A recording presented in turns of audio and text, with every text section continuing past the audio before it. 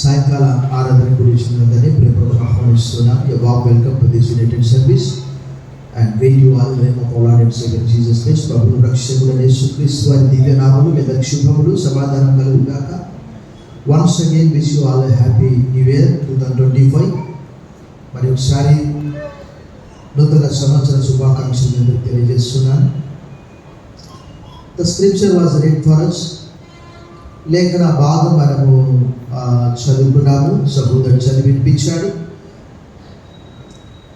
రోమీయులకు రాసిన పత్రిక 12వ అధ్యాయము మొదటి 2 వచనాలు చదువుకున్నాము. దానికి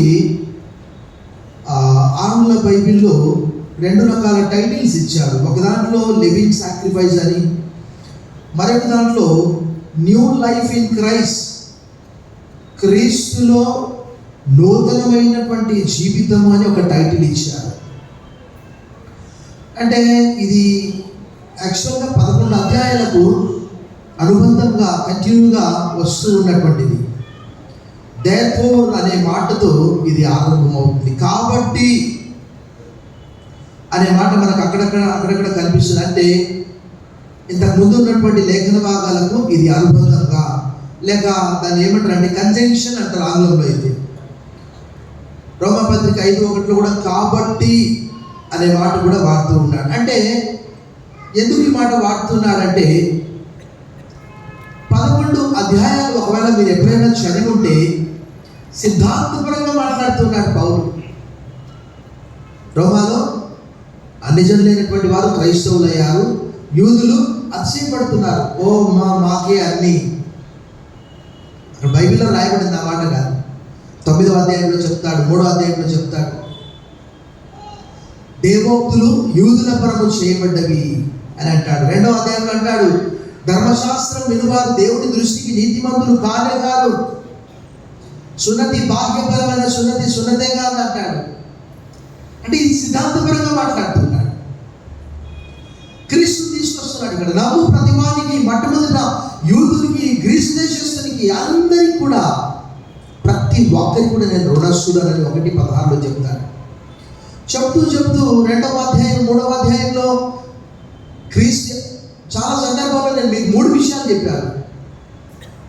ఏం చెప్పానంటే ఇక్కడ తండ్రి ఉంటాడు, రోమీయులకు రాసిన పత్రికలో కుమారుడు ఉంటాడు, తర్వాత పరిశుద్ధాత్మ దేవుడు కూడా వస్తాడు. చాలా సందర్భాలు మీకు చెప్పాను.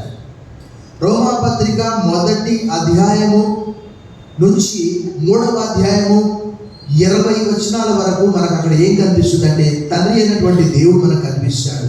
ఆ 3వ అధ్యాయంలో అక్కడ క్రీస్తు మనకు ప్రత్యక్షమవుతాడు. తర్వాత 8వ అధ్యాయం వరకు, అనగా 7వ అధ్యాయం చివరి వరకు కుమారుడైన క్రీస్తు కనిపిస్తాడు. 8వ అధ్యాయం నుండి మనకు ఆత్మ అనే పదము దాదాపు ఒక 18 సార్లు 8వ అధ్యాయంలో మనకు కనిపిస్తుంది. సో సిద్ధాంతపరంగా మాట్లాడుతూ దేవుడు యూదులకు మాత్రమే దేవుడు కాదయ్యా, అన్ని జనులకు దేవుడు కాడా? గత పాఠంలో నేను చెప్పాను, ప్రశ్న వేస్తూ అన్ని జనులకు కూడా ఆయన దేవుడే అని చెబుతూ 12వ అధ్యాయంలో పాత నిబంధన గ్రంథంలో రకరకాల బలులు అర్పించేవారు. మనందరికీ తెలుసు. అధికారులు తప్పిదం చేస్తే అక్కడ రాయబడినది లేవ్యకాండంలో, ఎవరైనా తప్పిదం చేస్తే ఏం చేయాలి? దహన బలి, పాప పరిహారార్థ బలి, రకరకాల బలులు అర్పించేవారు. అవి ఎలాంటి డెడ్ యానిమల్స్, తప్పకుండా దాన్ని చంపి దహన బలిగా పూర్తిగా కాల్చేయాలి.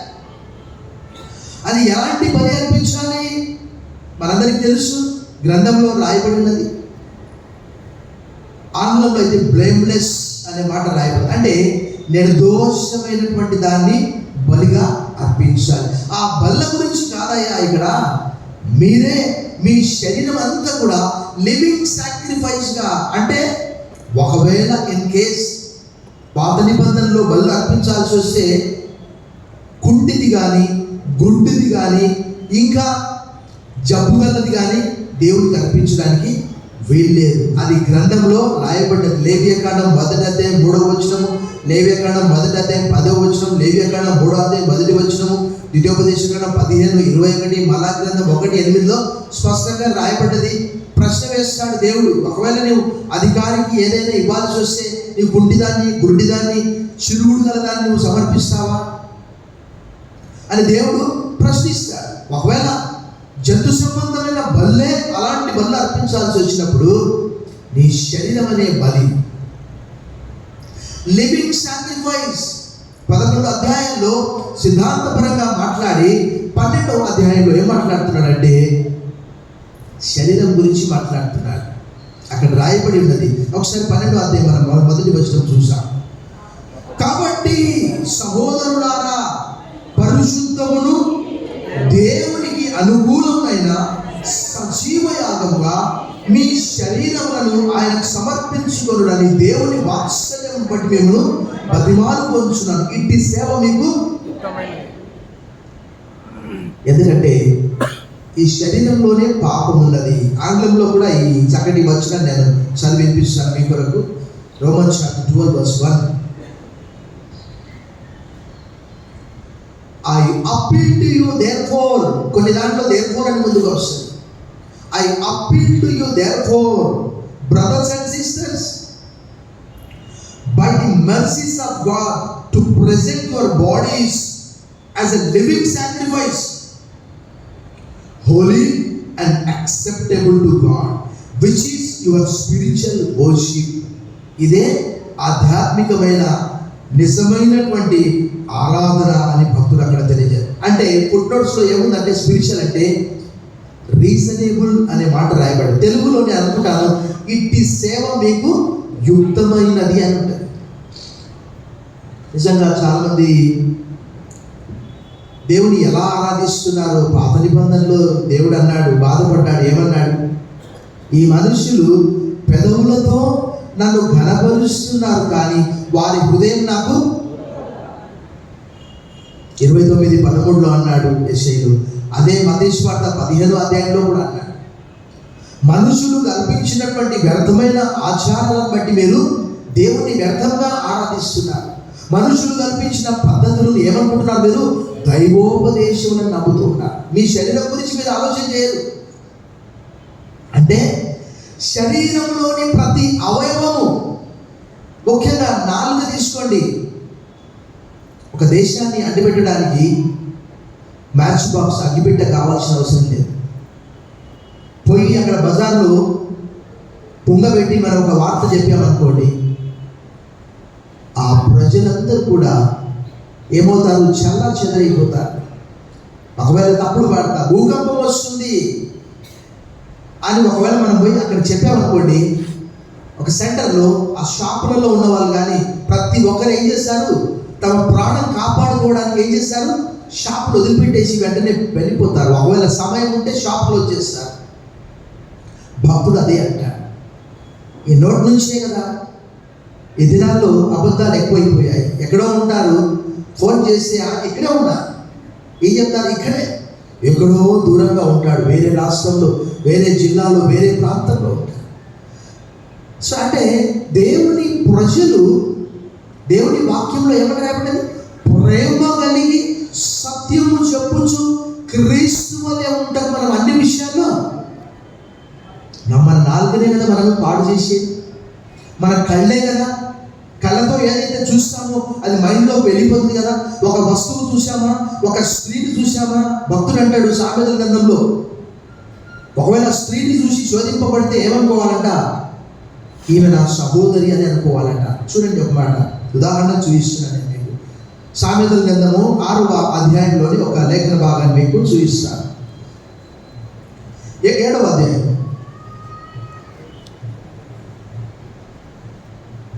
7వ అధ్యాయము 4వ వచనం చూడండి.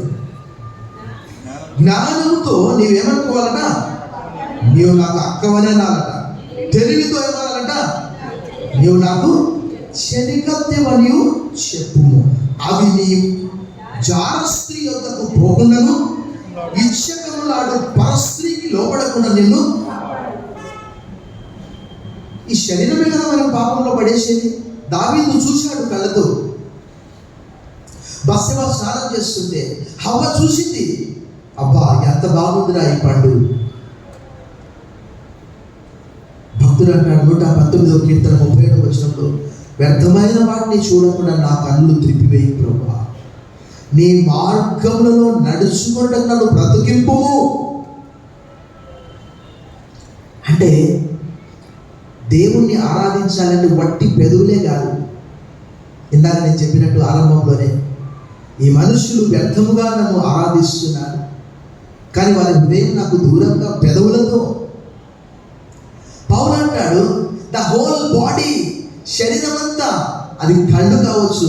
ఒకానొక సందర్భంలో యేసు ప్రభువు చెప్పిన మాట, ఇది సందర్భ సహితము కాకపోయినప్పటికీ నేను చెప్తున్నాను.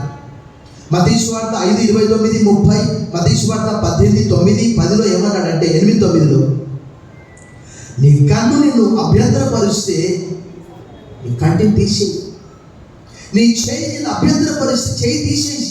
ఎందుకంటే 2 కళ్ళతో నువ్వు నరకంలో పడే కంటే ఒక కన్నుతో నీవు పరలోకంలో లేక అంటే దేవుని రాజ్యంలో ఉండటం మేలని అంటాడు.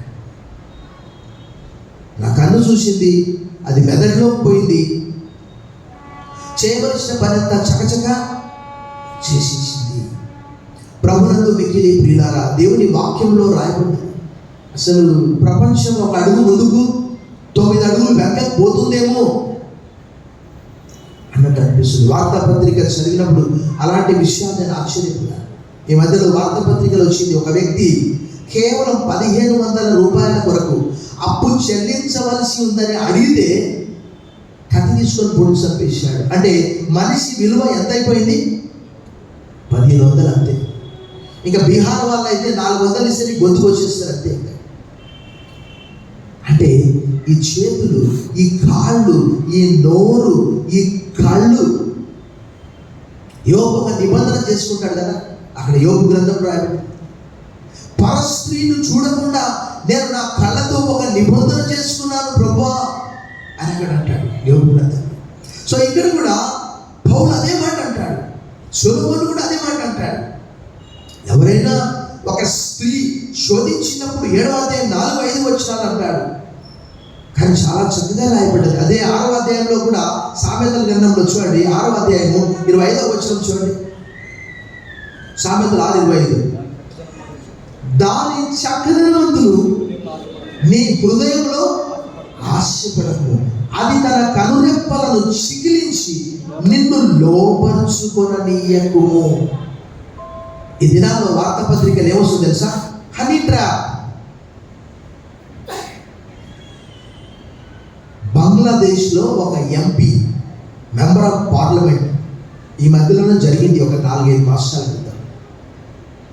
ఒక హనీ ట్రాప్ అనగా పశ్చిమ బెంగాల్కు పిలిపించింది, ఫోన్ చేసి పిలిపించి, మీరు వింటే ఎప్పుడు కూడా ఇలాంటి స్టోరీ వినకపోవచ్చు. ఆ వ్యక్తి ఆ స్త్రీ కొరకు బంగ్లాదేశ్ నుంచి పశ్చిమ బెంగాల్ వచ్చాడు. ఆమె ఏం చేసింది తెలుసా? ఒక ప్రత్యేకమైనటువంటి వ్యక్తి, మాంసం కట్ చేసే వ్యక్తిని పిలిపించి తన ప్రియుడితో ఆ వ్యక్తిని చంపి మేక ఎలా ఒలుస్తారో అలా ఒలిచేశారట. ఈ చేతులే కదా, చర్మం అంతా ఒలిచేశారట గుర్తుపెట్టకుండా. మటన్ మార్కెట్కి వెళ్తే మనం చూస్తాం, అక్కడ చర్మం అంతా కూడా తీసేసి పక్కకు పెట్టింటారు, ఆ తల తీసేసి పక్కకు పెట్టింటారు. తలను కూడా అమ్ముతూ ఉంటారు, మనందరికి తెలుసు. దాన్ని ఏమంటారు? బోటి, తలకాయ కూర అంటారు. మరి మనిషిని కూడా అలా కోసేశారు. ఆ వ్యక్తి మాంసం కోయడంలో చాలా ప్రత్యేకమైనటువంటి స్కిల్ఫుల్ నాలెడ్జ్ ఉన్న వ్యక్తి అట.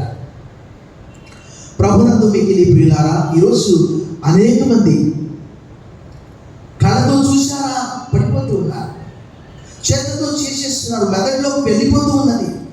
శరీరంలోని ప్రతి అవయవము పాపము చేస్తూ ఉన్నారు. చూడండి, అపోస్తలుడైన పౌలు కొన్ని విషయాలు రోమీయులకు రాసిన పత్రికలో తెలియజేస్తున్నారు. చూడండి, రోమీయులకు రాసిన పత్రిక 7వ అధ్యాయము 5వ వచనం చూడండి. ఏలైనగా మనము శరీర సంబంధులమై ఉండినప్పుడు మరణార్థమైన ఫలమును ఫలించుటకై ధర్మశాస్త్రం వలన పాపేచ్ఛలు మన అవయవములలో కార్యసాధకములై ఉండెను.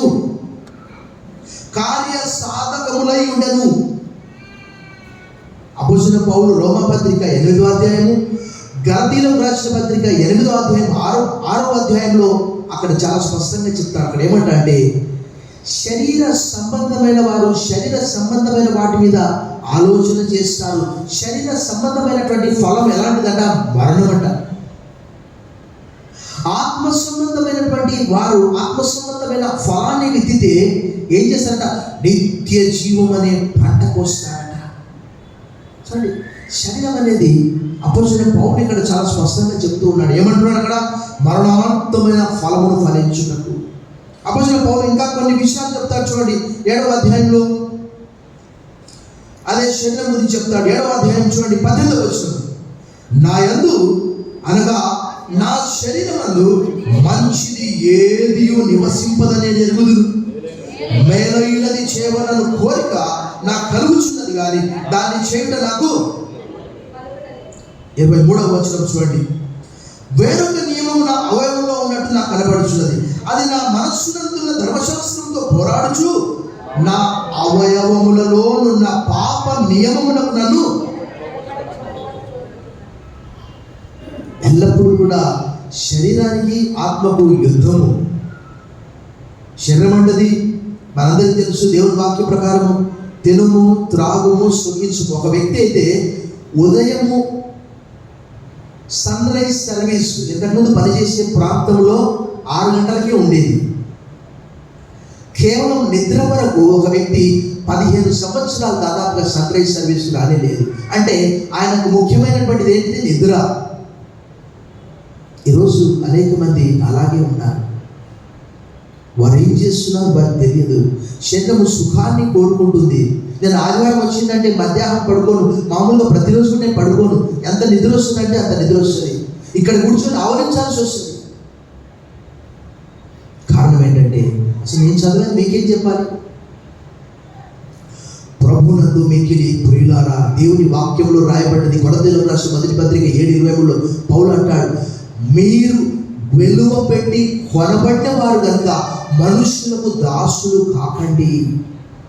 అదే కొరింథీయులకు రాసిన మొదటి పత్రిక 6వ అధ్యాయం 16వ వచనంలో పౌలు అంటాడు, వేశ్యతో కలుసుకొని వాడు ఏక శరీరమై ఉండును అని మోషే చెప్తున్నాడు కదా.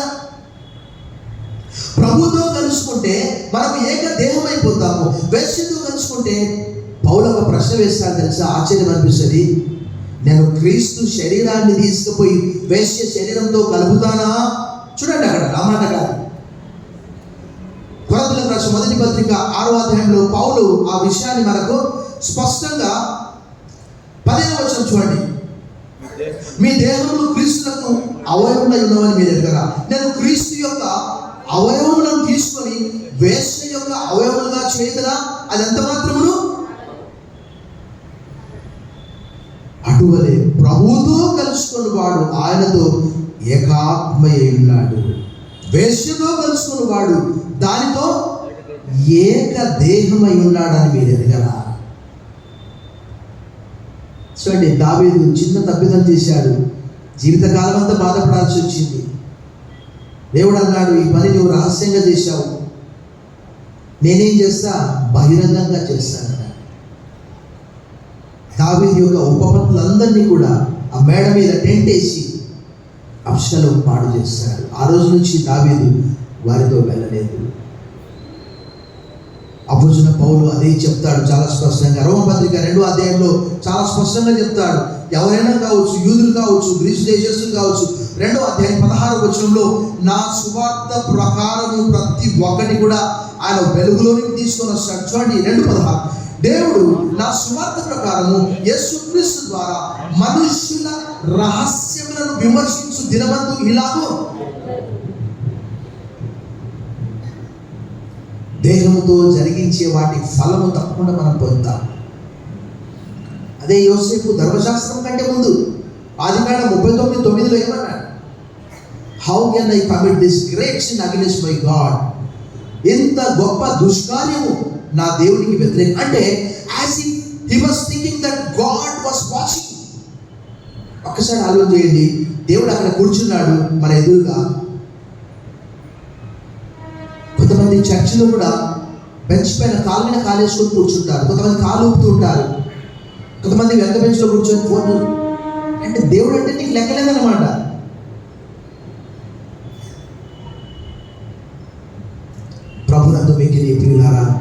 వాక్యము తెలియజేస్తున్నది.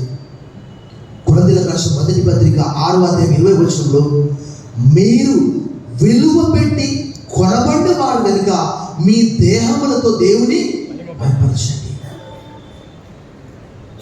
అవి చేతులు కావచ్చు, అవి కాళ్ళు కావచ్చు. సువార్త ప్రకటించు వారి పాదములు ఎంతో సుందరములు అనే మాట రాయబడ్డారు. ఎప్పుడైనా నీ పాదములు సువార్త కొరకు తిరిగాయా? ఎప్పుడైనా నీ నోటితో యేసు ప్రభు అని చెప్పగలిగావా? నాకు అనిపిస్తుంది, ఈ మధ్యలో సైక్లింగ్కి వెళ్ళట్లేదు, నా దగ్గర ఒక చిన్న మైక్ ఉంది, అది పెట్టుకొని వీధుల్లో చెప్పాలా అని అనిపిస్తున్నా. మా కాలనీలో చుట్టుపక్కల అలాంటి ఆశ. కొన్నిసార్లు నా మైక్ చేసుకొని పాట పెట్టుకొని పోతూ ఉంటాను.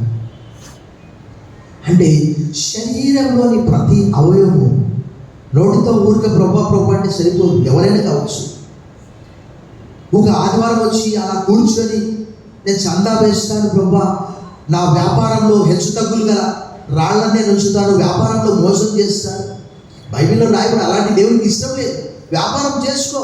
లూకాసు వార్త 19వ ఆయన పోతూ 10 మందిని పిలిచి 10 మినాలు ఇచ్చాడు. 10 మినాలు సంపాదిస్తాడు అన్నాడు. బలా నమ్మకమైన దాసుడా, నిన్ను 10 పట్టణముల మీద నియమిస్తానని చెప్పాడు. తలాంతులు. వ్యాపారం చేసుకోవచ్చు, లాభం లేనటువంటి వ్యాపారం చేస్తే లాభం ఏంటి? 10 రూపాయలకు తీసుకొచ్చి ఎవరైనా 9 రూపాయలకు అమ్ముతారా? వ్యాపారం చేసుకోవచ్చు, తప్పు లేదు. కానీ వ్యాపారంలో మోసం, అవన్నీ దేవునికి ఇష్టం లేదు. శరీరంలోని ప్రతి అవయవము న్యూ లైఫ్ ఇన్ క్రైస్ట్ అంటే అదేదో ఊరికట్ల వాగ్దానం కార్డు తీసుకొని పోవడం కాదు. కొంతమంది వస్తుంటారు, చాలామంది పాపం వాళ్ళకి తెలియక. బైబిల్లో అన్నీ కూడా వాగ్దానాలే. ఒక చిన్న ఉదాహరణ మీకు చూపిస్తాను, చూడండి. కొరింథీయులకు రాసిన 2వ పత్రిక 1వ అధ్యాయంలో పౌలు చాలా చక్కగా చెప్తాడు. కొరింథీయులకు రాసిన 2వ పత్రిక 1వ అధ్యాయం 20వ వచనం చూడండి. వాస్తవంగా చెప్పాలంటే ఒక సెకండ్ ఆగండి. వాస్తవంగా చెప్పాలంటే 31వ తారీఖు నేను ఎలాంటి వాగ్దాన ప్రామిస్ కార్డు తీసుకోలేదు. ప్రతిరోజు చదివినప్పుడల్లా దేవుడు అదే నాకు వాగ్దానంగా ఇస్తాడు. ఇప్పుడు చదవండి. దేవుని వాగ్దానములు ఎన్ని అయినను అన్నీ క్రీస్తునందు అవునన్నట్టుగానే ఉన్నవి కనుక మన ద్వారా దేవునికి మహిమ కలుగుటకై అవి ఆయన వలన నిశ్చయములై ఉన్నవి. అంటే ఫుట్నోట్స్ ఏమన్నది? ఆమేన్ అని ఉన్నది. చప్పట్లు కొట్టండి బిగ్గరగా.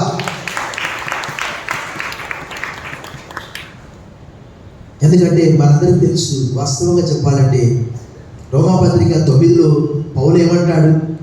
వాగ్దానాలన్నీ వారికే, దేవోక్తులు యూదుల పరము చేయబడ్డాయి. అంటే ప్రవచనాలు వారికే, ధర్మశాస్త్రం వారికే, దేవుడు వారికే, నిరీక్షణ వారికే, మెస్సియా వారికే. మరి మనకేంటి? మనకేమీ లేదు. కానీ మనం అంటు కట్టబడ్డటువంటి వారు యేసుక్రీస్తు ద్వారా.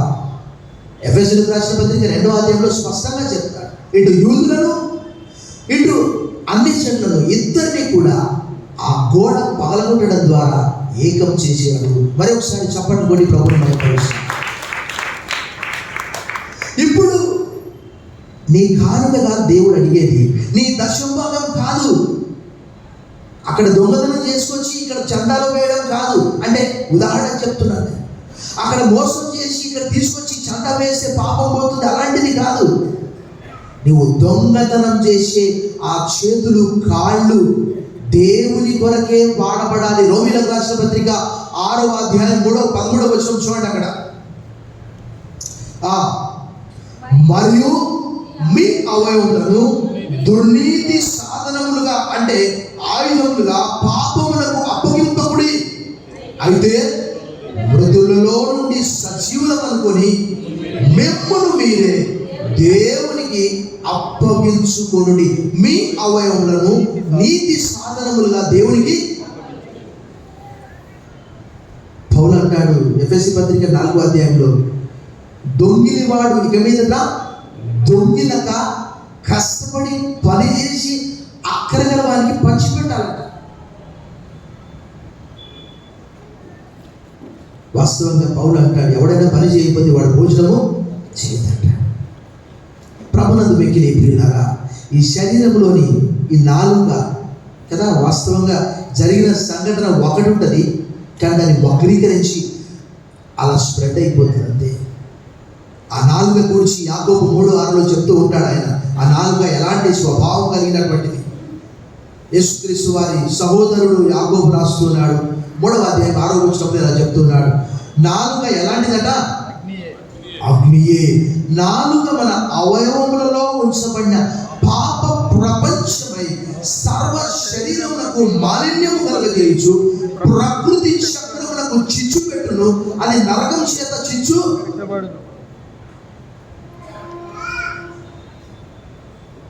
అదే నోటితో పక్కవాన్ని శపించడం, వాడు నాశనం అవును గాక.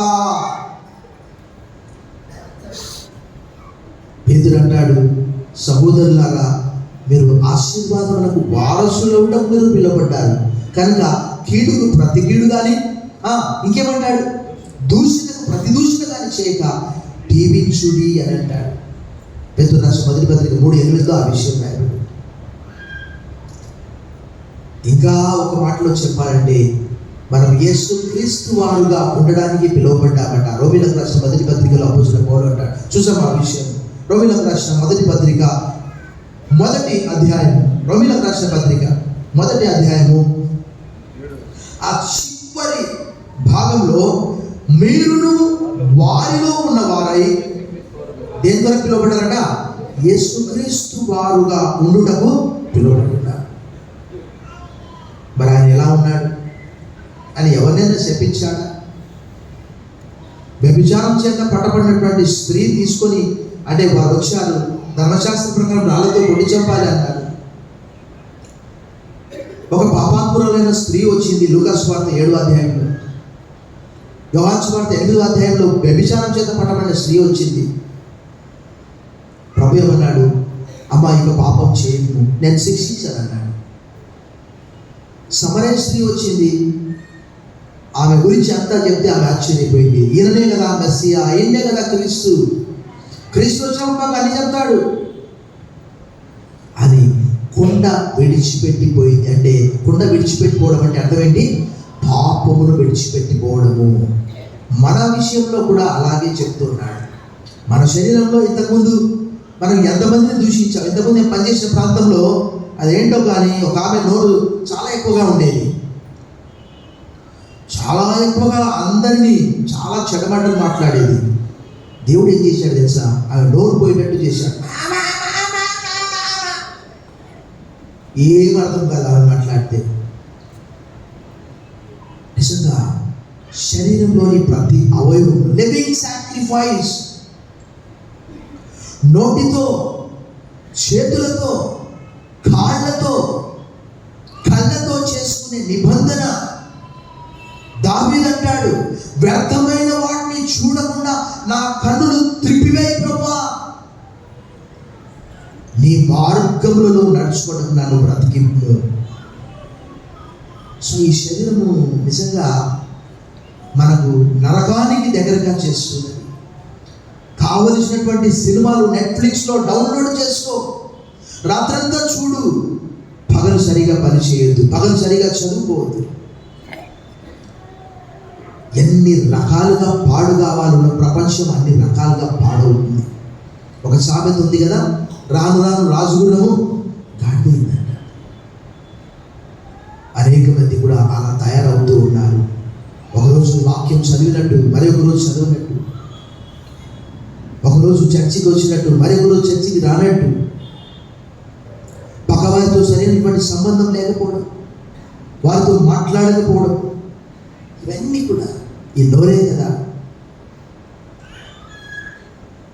ఈ సాయంకాలము ఈ నూతన సంవత్సరంలో అపొస్తలుడైన పౌలు తెలియజేస్తున్న రీతిగా ఒకవేళ అలాంటి వాటి విషయం ఆలోచన చేసినప్పుడు పౌలు ఒక మంచి విషయం తెలియజేస్తాడు.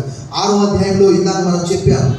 6వ అధ్యాయంలో బాప్తిజం గురించి కూడా చెప్తాడు. 4వ వచనంలో చూడండి, కాబట్టి తండ్రి మహిమ వల్ల క్రీస్తు మృతుల్లో నుండి ఎలా లేపబడను అలాగే మనమును నూతన జీవం పొందిన వారమై నడుచుకున్నట్లు మన బాప్తిస్మం వల్ల మరణంలో పాలు పొందుటకై ఆయనతో కూడా పాతి పెట్టబడింది. పాపం విషయమే చచ్చిపోయాం. మరలా పాపం చేస్తే ఎవరో ఎన్నటికి ఒక మిషనరీ చెప్తుండేవాడు, చెట్టుకు పండ్లు తెంపుకుంటా ఉంటే మళ్ళీ పండ్లు కాస్తూ ఉంటాయి. పాపం అనేది అలాంటిది. దాని కూకటి వేళ్లతో సహా మనందరికి తెలుసు, పొలం పనులు చేసే వారికి తెలుసు. ఏంటి అంటే విత్తనాలు వేసినప్పుడు ఆ విత్తనాలతో పాటు విత్తనాలు వేయనటువంటి కలుపు మొగ్గలు కూడా వస్తాయి. చెడు అనేది ఎవరికి నేర్పించరు. కొన్ని సందర్భాల్లో తప్ప చెడు ఆటోమేటిక్గా వస్తుంది. ఆ చెడు నిర్మూలన చేయడానికి దేవుని సహాయం తీసుకోవాలి. శరీరానికి ఆత్మకు ఎప్పుడు కూడా ఏంటట పోరాటం. శరీర సంబంధమైనటువంటి వారు దేవుణ్ణి సంతోషపెట్టలేరని కూడా అపోస్తలుడైన పౌలు అంటారు రోమపత్రిక 8వ అధ్యాయంలో. ఆ రోమపత్రిక 12వ అధ్యాయంలో 2వ భాగము వేగంగా మనం చూసాం. మీరు ఈ లోక మర్యాదను అనుసరింపక ఉత్తమమును అనుకూలమును సంపూర్ణమై ఉన్న దేవుని చిత్తమేదో పరీక్షించి తెలుసుకున్నట్లు మీ మనస్సు మారి నూతనమవటం వలన రూపాంతరము. క్రైస్తవులే కానీ వివాహ కార్డులో 10 నుంచి 12 లోగా. ఒకరోజు ఒక ఆయన వివాహం జరిపించడానికి నన్ను పిలిచాడు. 12 అవుతుంది, అమ్మాయి రాలే. పిలిచాను, అయ్యా 10 నుంచి 12 లోగా అన్నారు, అమ్మాయి రాలే, పెళ్లి జరుగుతుందా జరగదా అన్న. నేనెవరికి భయపడా. లబో దిబోమని మొత్తుకున్నాడు, మైక్ తీసుకున్నాడు. సార్ మీకు దండం పెడతా సార్ అన్నాడు. ఇదేందా? విశ్వాసమేమో మృతులలో నుండి తిరిగి లేచిన వారి యందు విశ్వాసం ఉంచుతున్నా. క్రియలు చూస్తే మృత సంబంధమైనటువంటి నిర్జీవ క్రియలను విడిచి అని హెబ్రీ పత్రిక 6వ అధ్యాయంలో పౌలు చెప్తాడు. ముహూర్తాలు, దుర్ముహూర్తాలు, దారాల గురించి చెప్పమంటే మా బాబు చెప్తాడు రకరకాల దారాలు. మా పిల్లలకు వాడు అసహించుకుంటాడు. ఎంతమందికి ఇక్కడ కూర్చున్న వారికి దారాలు లేవు. ఎర్రదారం, నల్లదారం, దిష్టి దారం, పిల్లలకి పెద్దలకి, కుడికాలు ఎడమకాలు చేతులకు. ఇవి మన విశ్వాసం ఏమో గొప్ప దేవుడు. వాస్తవంగా చెప్తే మీరు బాధపడినా పర్వాలేదు, మన దేవుడు గొప్ప దేవుడు, చచ్చిపోయాడు. మనం చేసేవి తుచ్చమైనటువంటి పనులన్నీ, ముహూర్తాలు. ఒక ఆయన ప్రార్థనకు పిలిస్తేనంట, ఈరోజు మంగళవారం ప్రార్థన పెట్టుకుంటారా మీరు? మన ఆయన ఒక నాయకురాలు. శుక్రవారం ప్రార్థన పెట్టుకుంటారా మీరు? ఏంటంటే ఇవి? అపోస్తలుడైన పౌలు ఒక మాట చదివి నేను ముగిస్తాను. కొలస్సీయులకు రాసిన పత్రిక 2వ అధ్యాయం 20వ వచనం చూడండి.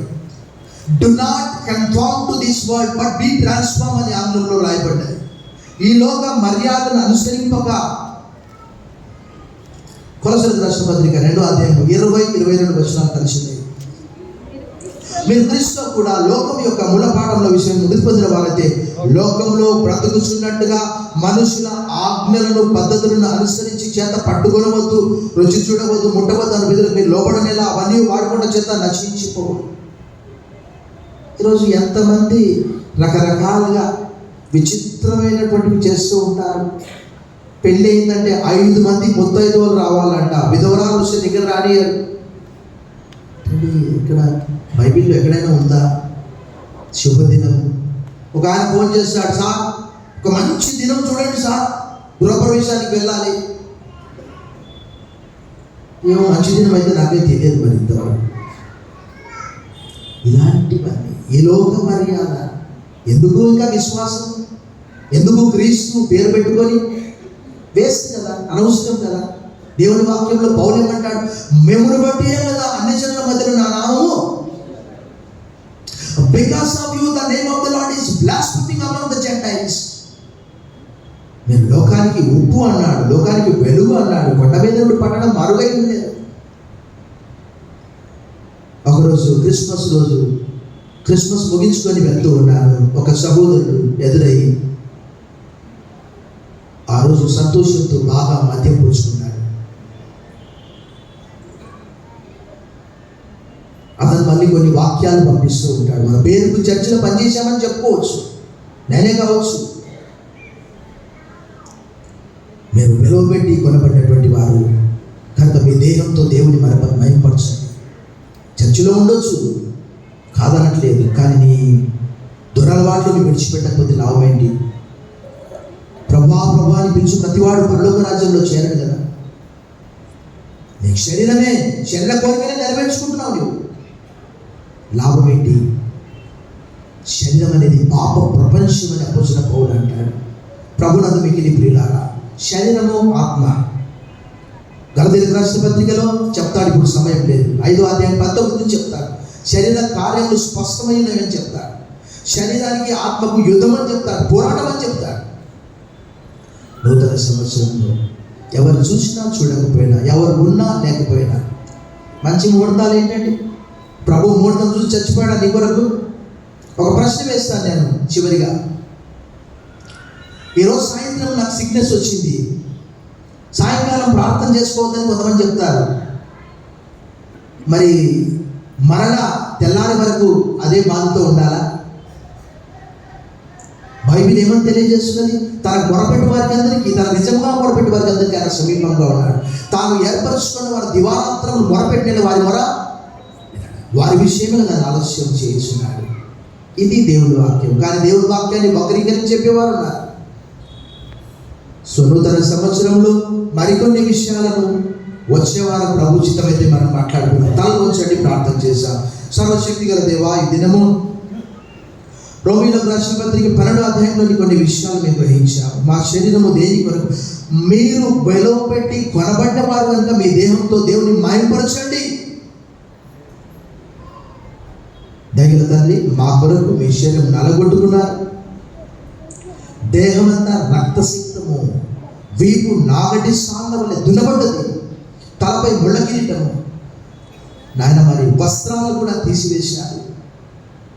కాళ్ళలో మేకు, చేతులలో మేకులు, పక్కలో బల్లెంపోటు. నా పాపమే మా పాపమే ప్రభా అని వదనములు వదను.